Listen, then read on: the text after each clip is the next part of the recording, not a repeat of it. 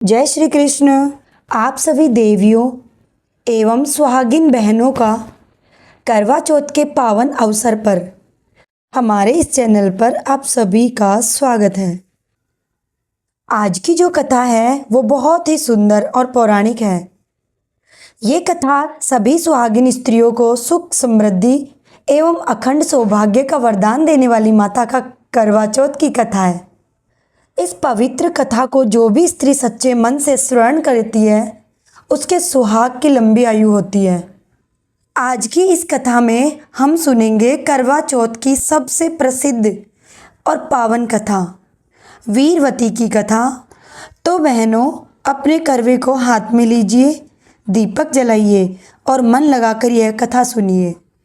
बहनों, करवा चौथ का व्रत केवल एक परंपरा नहीं बल्कि स्त्री के प्रेम, त्याग और पतिव्रत का प्रतीक है। इस व्रत से पति की आयु लंबी होती है और दाम्पत्य जीवन सुखमय बनता है। कहा जाता है कि इस दिन करवा माता स्वयं हर स्त्री का व्रत सुनती है और उसको आशीर्वाद देती है। और इसी व्रत से जुड़ी है वह कथा जो हम सब वर्षों से सुनते और कहते आए हैं, राजकुमारी वीरवती की कथा। बहुत समय पहले की बात है। एक नगर में एक प्रतापी राजा रहते थे। उनके 7 पुत्र और एक कन्या थी। वह कन्या परिवार की सबसे छोटी और सबसे प्यारी थी। उसका नाम वीरवती था। माता पिता और भाई वीरवती पर प्राण न्यौछावर करते थे। जब वह विवाह योग्य हुई तो राजा ने उसका विवाह एक योग्य राजकुमार से कर दिया। विवाह के बाद उसका पहला करवा चौथ आया। वीरवती बड़ी श्रद्धा और प्रेम से यह व्रत रखने लगी। उसने निश्चय किया, मैं सूर्य उदय से चंद्रमा के दर्शन तक न तो अन्न ग्रहण करूंगी न जल। इस तप से मैं अपने पति की लंबी आयु की कामना करूंगी। सुबह सरगी खाकर उसने व्रत आरंभ किया। पूरे दिन उसने जल की एक बूंद तक ग्रहण नहीं की। धीरे धीरे समय बीतता गया। सूरज ढल गया, संध्या होने लगी। भूख और प्यास से वीरवती का शरीर कांपने लगा। उसके होठ सूख गए, चेहरा पीला पड़ गया। वह बार बार मूर्छित हो रही थी। यह देखकर उसके 7 भाई व्याकुल हो उठे। वे आपस में कहने लगे, बहन की यह दशा हमसे देखी नहीं जा रही। अगर हम कुछ नहीं करेंगे तो बहन की जान चली जाएगी। सबसे बड़े भाई ने कहा, बहन ने प्रण लिया है कि वो चांद देखकर ही व्रत तोड़ेगी, लेकिन चांद निकलने में अभी देर है। क्यों ना हम एक उपाय करें ताकि बहन व्रत तोड़ सके। तब भाइयों ने पास के एक पीपल के पेड़ के नीचे जाकर दीपक जला दिए। उन दीपकों की रोशनी और पेड़ की डालियों के बीच से ऐसा प्रतीत हुआ मानो आकाश में चांद निकल आया हो। फिर वे सभी बहन के पास दौड़े और बोले, बहन देखो, चांद निकल आया है, अब तुम व्रत तोड़ दो। वीरवती ने आकाश की ओर देखा। सचमुच उसे लगा मानो चांद चमक रहा हो। उसने सोचा, भाइयों ने सही कहा है, और उसने करवा चौथ का व्रत तोड़ दिया। जैसे ही उसने पहला घास खाया, छींक आ गई।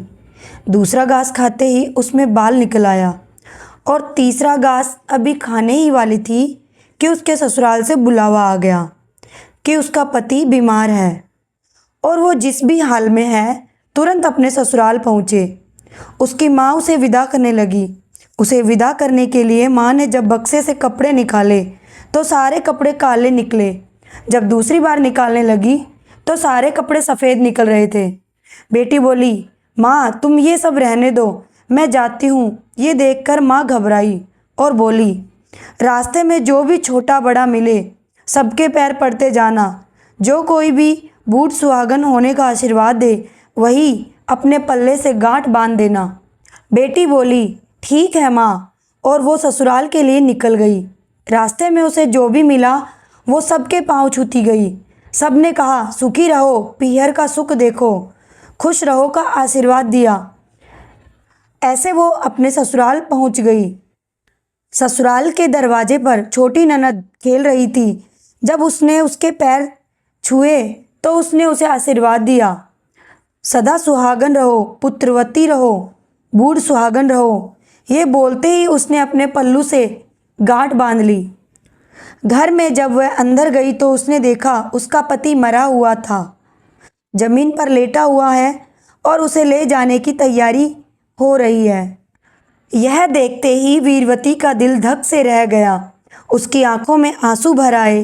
वह सिसकते सिसकते बोली, हे माँ पार्वती, यह सब मेरी भूल है। मैंने छल से चांद देखा है और अधूरा व्रत तोड़ा है। यही कारण है कि मेरे पति की आयु पर संकट आ गया। वह वहीं पर धरती पर गिरकर विलाप करने लगी। जैसे ही वे उसे ले जाने लगे, वो बोली, मैं इन्हें ले जाने नहीं दूंगी। जब कोई नहीं माना तो वो बोली, मैं भी साथ जाऊंगी। जब वो नहीं मानी तो सब बोले, इसे भी साथ ले चलो। जब पति को जलाने का समय आया तो वो बोली, मैं इन्हें जलाने नहीं दूंगी। ये देखकर सब बोले, पति को तो खा गई, अब इसकी मिट्टी भी खराब कर रही है। लेकिन वीरवती नहीं मानी। इसके बाद वीरवती ने संकल्प लिया, अब मैं जीवन भर सच्चे मन से यह व्रत करूंगी, चाहे कितनी भी कठिनाइयाँ क्यों न हो। मैं जल ग्रहण नहीं करूंगी। माँ गौरी और करवा माता मुझे आशीर्वाद देगी। वर्ष दर वर्ष वह नियम पूर्वक व्रत करती रही। उसने हर करवा चौथ पर बिना जल के उपवास किया, पूरी श्रद्धा से माता की पूजा की और कथा सुनी। उसका समर्पण देखकर माँ पार्वती उस पर प्रसन्न हुई। वे उसके सामने प्रकट हुई और बोली, हे सती वीरवती, तुम्हारी निष्ठा और पतिव्रत अद्भुत है। मैं तुम्हारे पति को दीर्घायु प्रदान करती हूँ। अब तुम्हारे जीवन में कोई संकट नहीं आएगा। माँ पार्वती का आशीर्वाद मिलते ही वीरवती का पति मृत्युशैया से उठ बैठा। वह पूर्णतः स्वस्थ हो गया। वीरवती ने हाथ जोड़कर देवी का धन्यवाद किया। उसके आंसुओं में अब पीड़ा नहीं बल्कि खुशी और कृतज्ञता थी। और तभी से यह परंपरा बन गई है कि सुहागिन स्त्रियां सच्चे मन से यह व्रत करें, छल या जल्दबाजी न करें, और इस व्रत से पति की दीर्घायु और परिवार का मंगल अवश्य होता है। इससे हमें यह शिक्षा मिलती है कि व्रत हमेशा सच्चे मन और पूरे नियम से करना चाहिए। छल या अधूरा व्रत अनिष्ट का कारण बन सकता है। स्त्री का पतिव्रत धर्म इतना शक्तिशाली है कि मृत्यु को भी पराजित कर सकता है। श्रद्धा और विश्वास से किए गए कार्य से देवी देवता भी प्रसन्न हो जाते हैं।